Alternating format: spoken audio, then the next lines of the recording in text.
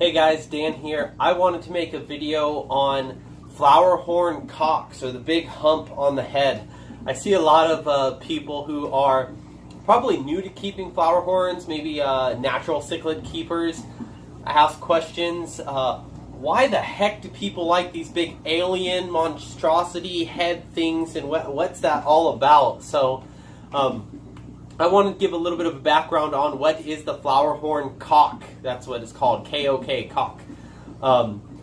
It's rightly named that because mainly the males get it, females don't. Some females can through genetic breeding. You'll also hear it called a nuchle hump. That's the natural version of it, or the natural name of it. Let me give you a little bit of a rundown on what the flowerhorn cock is. Well, a cock is actually the bump on its head.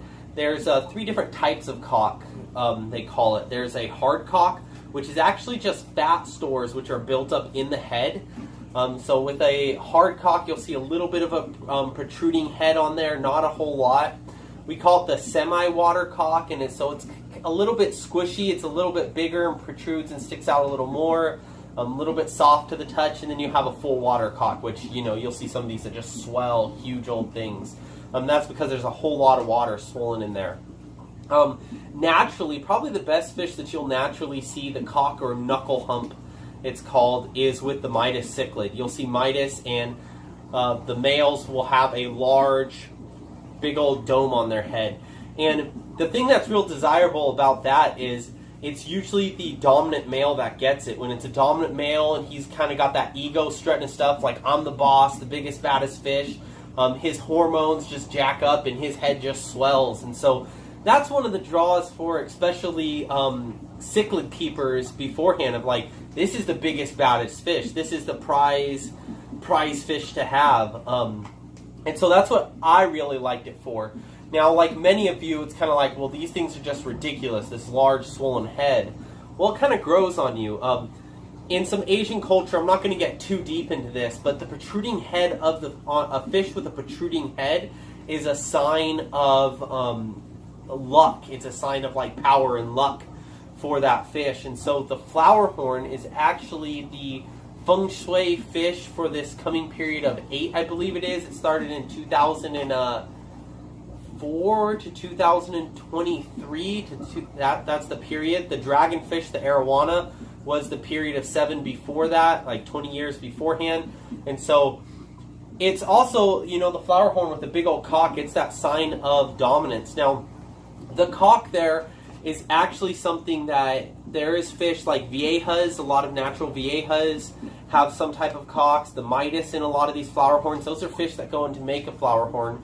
You can refer to my other videos, making a video series on flowerhorn fish, which this video will be part of. Will give that natural look. Now, people ask and they'll buy a baby, how do I get this fish to get its cock? Really, if the fish doesn't have the genetics for it, it won't ever have one. You can't make a fish that doesn't have the genetics have one. There are things you can do to encourage it. You'll see a lot of people split the flowerhorn or the fish up in a divided tank where he can be the boss and kind of like that little dog behind a fence syndrome and bark and yap at everybody else and think that he's big and bad without getting beat up. That encourages cock growth. People use parrotfish, call them chew toys or grooming fish. And so you stick them in there and you let the flowerhorn chase that fish around for a while, which beefs up the ego. Other people use a mirror or allow the fish to chase your hand, which can help build that cock growth. ZZ flowerhorns, your red dragons, have the biggest cocks naturally, like I guess the most consistent big cock for it. There's a PN bloodline, it's the name of the breeder, and those ones are just known for massive heads. So you'll see out of all the fry, even the low quality fry from that strain and that line will have some big old domes on their heads, even at a small age. And that's genetically bred in over and over. So those ones will have it. Comfa, not all Comfa get a large cock, and they take especially more breeding. Like, you really have to get their ego up and their hormones and groom them, and it takes a lot of work. So that's what you need to do kind of with a Comfa. So that's a little bit about what the whole cock is about. So there's some cultural things about luck involved with it, but also it's kind of that dominance, like I'm the biggest and baddest fish around, and you know, I'm the man type of thing. And so that's really what draws me to a fish. When you see that fish, like, this fish is legit, like he's the man, and that's kind of real cool. So that's the idea with the cock. Some people, sure, maybe you don't like it.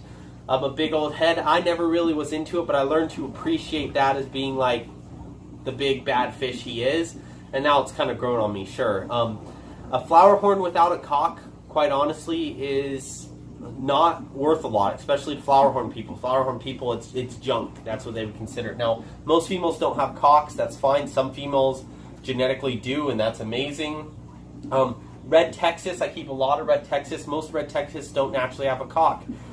It's not bred in. Some of them do. My little guy has a nice little semi-water cock and is kind of swelling up.